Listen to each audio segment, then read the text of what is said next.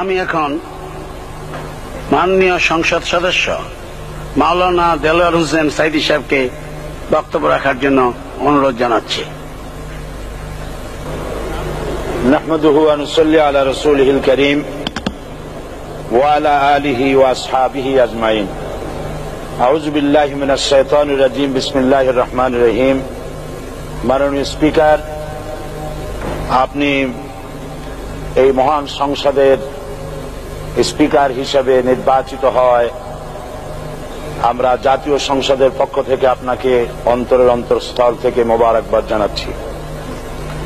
মাননীয় স্পিকার, আমি আজ এই সংসদে দাঁড়িয়ে ওই মহান আল্লাহ পাকের প্রশংসায় সেজদা অবনত হচ্ছি, যিনি 1 অক্টোবরের ব্যালট যুদ্ধের মাধ্যমে সুদীর্ঘ 5 বছরের দুঃশাসন, সীমাহীন দুর্নীতি, ইসলাম বিরোধী কর্মকাণ্ড, দেশব্যাপী ভয়াবহ সন্ত্রাসের মোকাবেলায় 4 দলীয় ঐক্যজোটের মহা বিজয় দান করেছেন এবং যার ফলশ্রুতিতে আজকে আমরা এই মহান সংসদে দাঁড়িয়ে কথা বলার সুযোগ লাভ করেছি। মাননীয় স্পিকার, আপনার মাধ্যমে আমি আমার অন্তরের অন্তঃস্থল থেকে দেশবাসীকে ধন্যবাদ জানাই। বিশেষ করে আমার নির্বাচনী এলাকা পিরোজপুর, নাজিরপুর, ইন্দুরকানীবাসী ভাই বোনদের প্রতি কৃতজ্ঞতা জানাই, যাদের অক্লান্ত পরিশ্রমে এবং মূল্যবান ভোটের মাধ্যমে আমি নির্বাচিত হয়ে মহান সংসদের সদস্য হওয়ার সুযোগ লাভ করেছি। মাননীয় স্পিকার, বাংলাদেশের 13 কোটি মানুষকে যারা পরিচালনা করবেন আজকে তারাই এই মহান সংসদে বসে আছেন। আমি আপনার মাধ্যমে তাদের উদ্দেশ্যে কিছু কথা বলতে চাই। জবাবদিহিমূলক সরকার, কল্যাণমূলক সরকার ও সুস্থ প্রশাসন, এই বাক্যগুলি আমরা প্রায় শুনে থাকি। এই বাক্যগুলির অর্থ সরকার স্বৈরাচার নয়, বরং জনগণের কল্যাণে জনগণ নিকট দায়বদ্ধ সরকার, যা আব্রাহাম লিঙ্কনের ভাষায় by the people, for the people, of the people. বর্তমান পৃথিবীতে মূলত গণতান্ত্রিক দেশে এখন সরকারকে বিবেচনা করা হয়। এরূপ সরকারের জনগণের সার্বভৌম ক্ষমতার উৎস হিসেবে বিবেচনা করা হয়, অর্থাৎ সংখ্যাগরিষ্ঠ প্রতিনিধিদের প্রণীত আইনই হল আইন এবং নির্বাচিত হবার পর সরকার হয়ে পড়েন সমগ্র জনগণের, আর বিরোধী দল হয় ছায়া সরকার।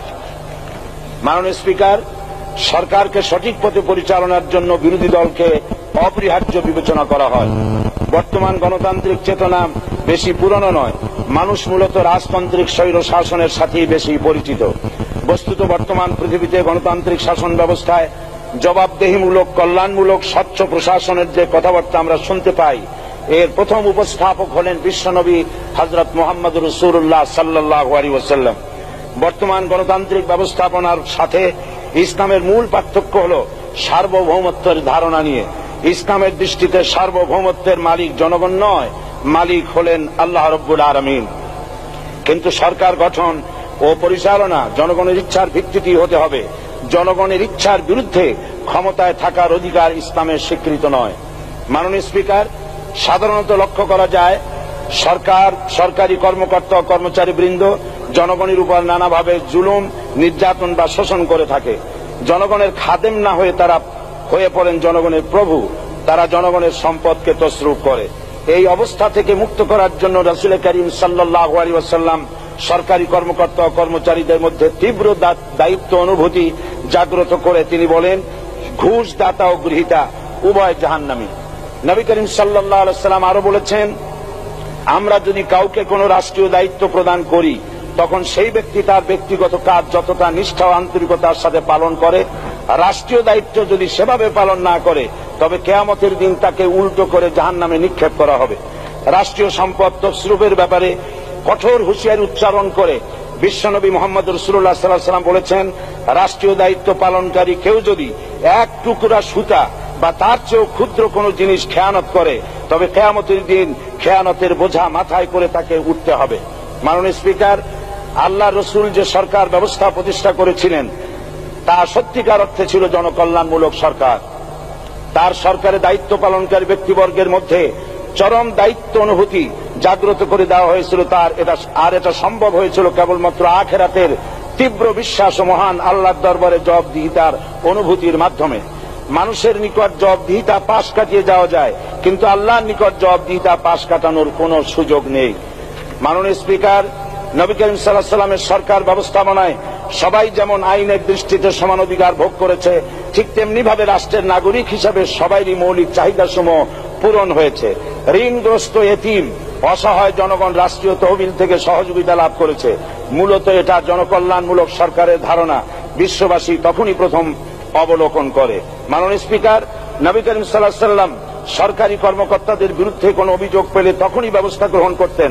আইনের চোখে সবাই সমান এবং এ কারণেই শাসকদের আত্মীয় স্বজন কারো পক্ষে সম্ভব ছিল না জনগণের উপরে জুলুম করা।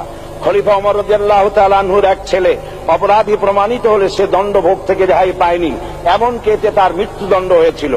আবার খলিফা নিজেকে আইনের ঊর্ধ্বে মনে করতেন না, তাই বর্ম চুরির ঘটনায় আলী রাদিয়াল্লাহু তাআলা আনহু কাজীর দরবারে সাধারণ ফরিয়াদির মতো উপস্থিত হন।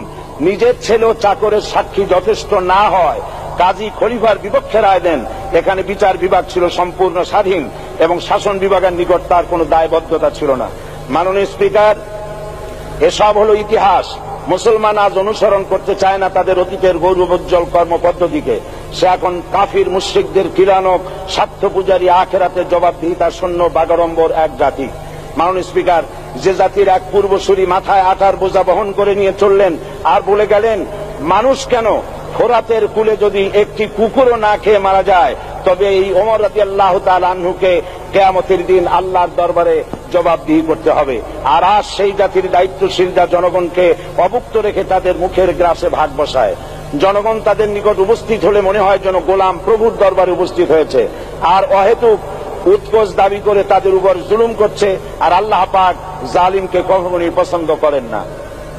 মাননীয় স্পিকার, আমি দৃঢ়ভাবে আশা করি এই অবস্থা কাটিয়ে উঠে আমরা রাসূল করিম সাল্লাল্লাহু আলাইহি সাল্লাম কর্তৃক প্রদর্শিত রাষ্ট্র ব্যবস্থার অনুসরণ করে একটি সুখী সমৃদ্ধশালী আধুনিক ইসলামী রাষ্ট্র পরিণত করে বাংলার প্রিয় জন্মভূমি বাংলাদেশকে আজ গোটা বিশ্বব্যাপী শোষণ, নির্যাতনা, হানাহানি, অশান্তির মধ্যে, তাই আজ পৃথিবীর অধীর আগ্রহে অপেক্ষা করছে ইসলামের আলোকে এমন এক রাষ্ট্র ব্যবস্থার যেখানে দায়িত্বশীলরা আল্লাহ তাআলার কাছে জবাবদিহিতার পাশাপাশি জনগণ নিকটও জবাবদিহি করতে বাধ্য হবে।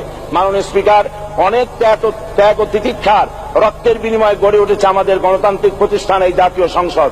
এই সংসদের সম্মান রক্ষা করার দায়িত্ব আমাদের সবার।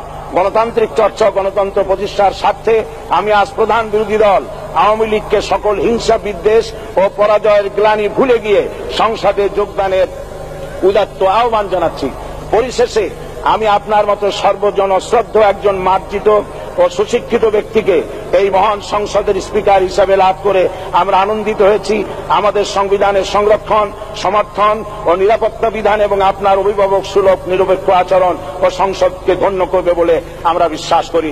আপনাকে ধন্যবাদ। আসসালামু আলাইকুম ওয়া রাহমাতুল্লাহ। মাননীয় সদস্য মাওলানা দেলোয়ার হোসেন সাঈদী সাহেবকে আপনার তথ্যপূর্ণ ইসলামিক মূল্যবোধ সহ মূল্যবান বক্তব্যের জন্য ধন্যবাদ।